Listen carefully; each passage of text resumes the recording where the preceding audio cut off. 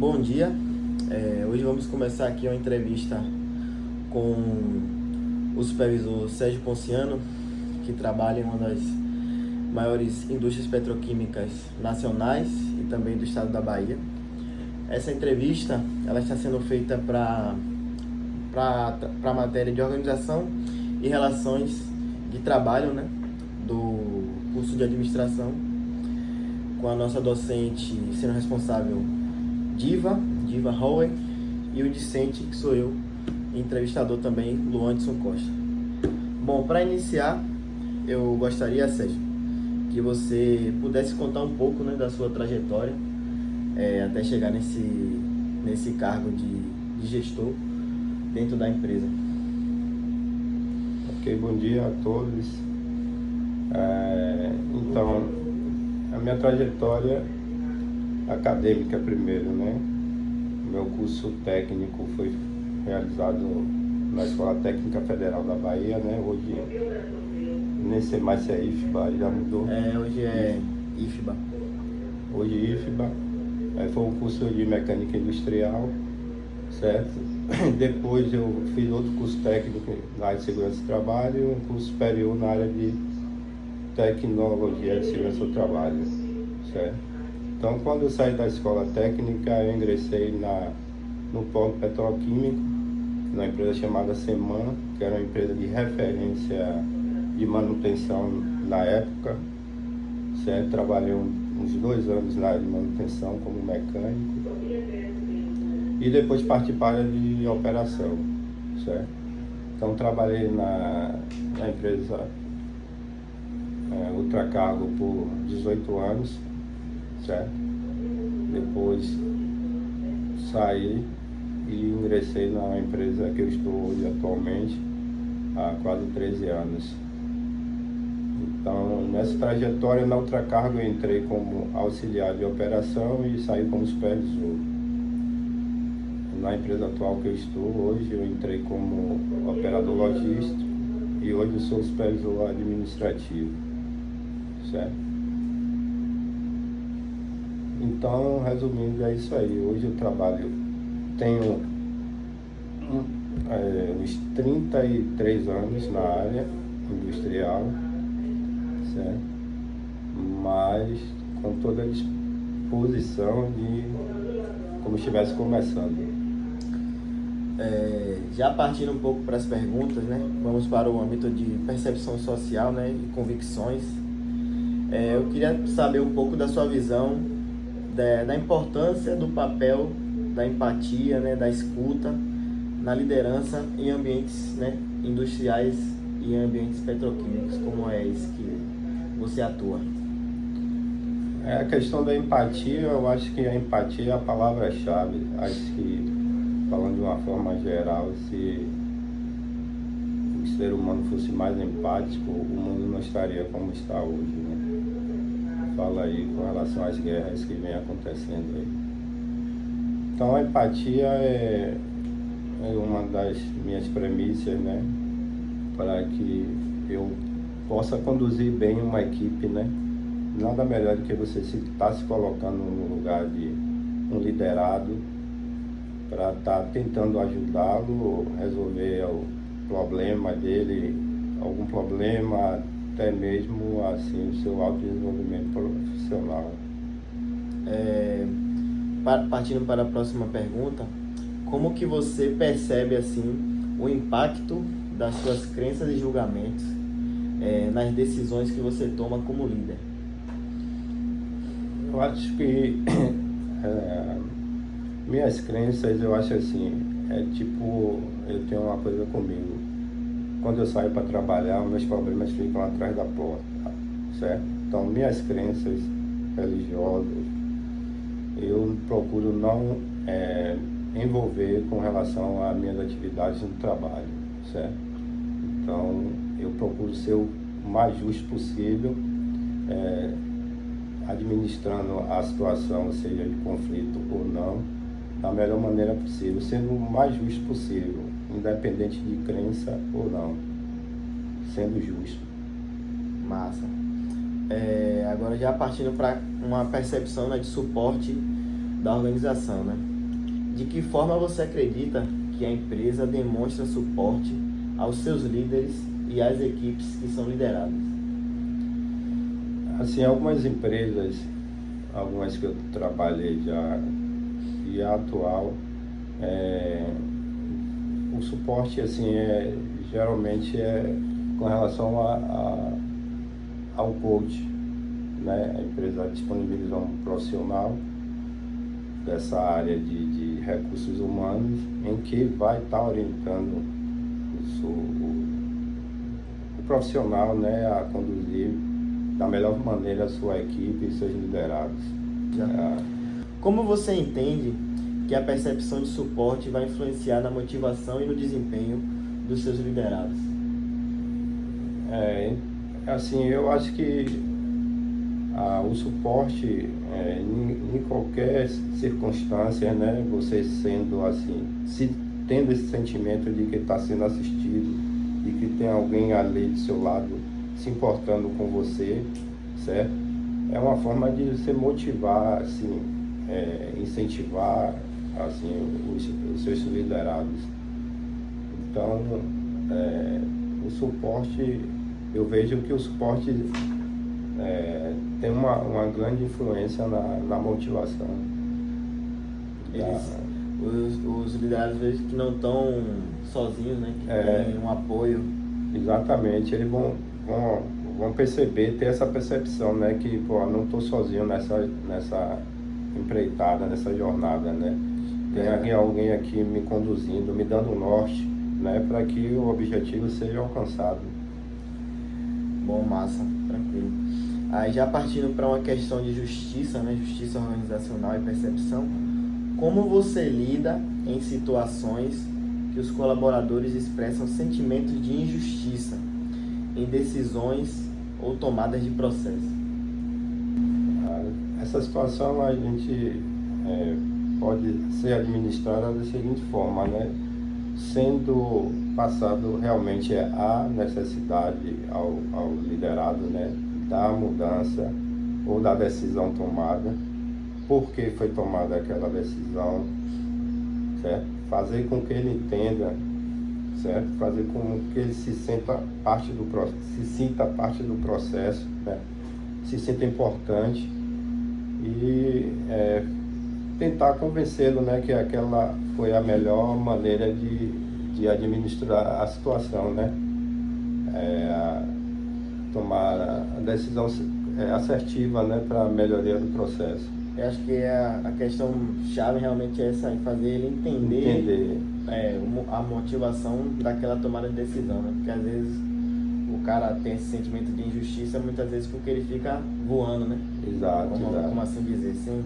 Talvez eles não esteja nem tendo uma visão assim do que está acontecendo no momento. Então, assim, até uma boa conversa, né? Até um feedback, acho que no momento cabe, e para a gente administrar da melhor forma. Verdade. Já partindo agora para o gerenciamento de pessoas, né? Na sua visão, quais são os maiores desafios que você enfrenta no gerenciamento de pessoas em um ambiente tão técnico e exigente que é a indústria petroquímica? É um desafio, né? O maior desafio nosso como gestores é a questão da diversidade, né, cultural, até mesmo, posso falar até mesmo de personalidades, né, de várias personalidades diferentes. Então você tem que meio que ser realmente empático, né, como foi falado anteriormente, para estar se colocando no lugar de cada um entender, né, o que passa pela cabeça, e tentar conduzir da melhor forma, certo? Com relação ao conhecimento técnico é tranquilo, porque isso aí a gente vai polindo, né, desenvolvimento no decorrer do tempo. Tem cursos, né? Tem cursos, treinamentos, aperfeiçoamento. E aí vai trabalhar na equipe. que competências você considera essenciais em um líder para gerir diferentes perfis e gerações, já complementando um pouco da pergunta anterior, né? Que é o que você falou da diferentes personalidades, né? Entrar nessa questão da empatia. Eu acho que o maior desafio de um gestor é ele ter a sensibilidade, a competência em ser um bom ouvinte, certo? Porque a empatia e um bom ouvido, eu acho que faz de um gestor um bom gestor, né? Eu acho que ele sendo um bom ouvinte, ouvindo, buscar entender um pouco os seus liderados, ele vai ter sucesso na sua gestão. Agora, já partindo um pouco para questões de trabalho em equipe, como você busca estimular a colaboração entre áreas, equipes, funções técnicas, já partindo aqui um pouco, dando um exemplo, né, como seria tipo um trabalho em equipe, operação, caldeiraria, manutenção mecânica, como você busca estimular esse tipo de colaboração? O estímulo em si a gente primeiramente coloca a necessidade do que vai ser realizado, né? A necessidade de, vamos dar um exemplo aqui, a gente está com um problema na área operacional, esse problema está incomodando em todos os sentidos, no processo, até mesmo no meio ambiente. Então a gente tenta pegar assim, uma equipe multidisciplinar como caldeiraria, mecânica, instrumentação, serviços gerais e fazer com que eles entendam a necessidade da realização, da correção daquele problema. Agora partindo para a parte de gestão, né, de conflitos e negociação, a gente entende que conflitos é algo praticamente inevitável, né? Alguma hora vai acabar acontecendo. Né? Como você costuma gerenciar esse tipo de situação, né? Conflitos, divergências? Convergências e divergências vai existir em qualquer lugar, certo? Então, divergências são muitas que aparecem, certo? Que geram alguns conflitos em determinadas equipes, certo? Então ouvir os lados, tentar entender por que o conflito, por que a divergência e tentar conciliar da melhor maneira possível. Eu acho que esse é um dos papéis do gestor da unidade, né? Tentar entender a posição de cada um e tentar conciliar da melhor maneira possível. Até mesmo, se for o caso, fazer um remanejamento, certo? De pessoas e para que não comprometa a equipe por um todo, né? Partindo agora mais um pouco para a visão de carreira, né? Comprometimento com a carreira e trabalho. Quais sinais você observa assim que um colaborador ele está realmente comprometido em avançar ali na carreira dele ou meio que está travado no cargo? O primeiro sinal é o comodismo, né? Porque nesse ramo nosso petroquímica, então é uma imensidão, uma gama enorme de conhecimentos. Eu falo vou dar um exemplo aqui. Por exemplo, o operador de área, operador que realiza manobras operacionais na área. Então ele tem uma gama de conhecimentos, seja na área, seja até no painel, né, que é uma outra área que geralmente as pessoas galgam, né, enxergar. Então, alguns sinais assim que são assim fundamentais que eu procuro bastante observar. Primeiro é a questão da motivação, certo? A motivação que ele tem em se desenvolver, se autodesenvolver profissionalmente, certo? Então, motivação. O outro é a questão do, vamos dizer assim, receio, medo, porque algumas pessoas a gente percebe que as pessoas entram na zona de conforto e não quer sair da zona de conforto, com receio de lá na frente ter algum problema e terminar, vamos dizer, ficando desempregados, né? Desempregados. Então, assim, primeiro é a questão da motivação e o segundo é a questão mesmo de enfrentar desafios, né? Que envolve essa questão de ter medo ou de encarar novo desafio ou não. Então, para mim, esses dois pontos são cruciais. A questão da motivação, da automotivação, né? Então, se você vê um cara já automotivado, fica fácil para o gestor estar alimentando aquela motivação dele. Verdade. Certo? E você vê um cara que está ali na zona de conforto e não quer sair, está ali marcando um passo, já é um pouco complicado. Mas aí existe algumas estratégias que a gente utiliza e que tenta, vamos dizer, motivar esse colaborador. A próxima pergunta é justamente isso aí, né? De que forma você busca incentivar o desenvolvimento de carreira desses liderados? Certo. Primeira é dar um norte, né? Dizer a ele até onde ele pode chegar, certo?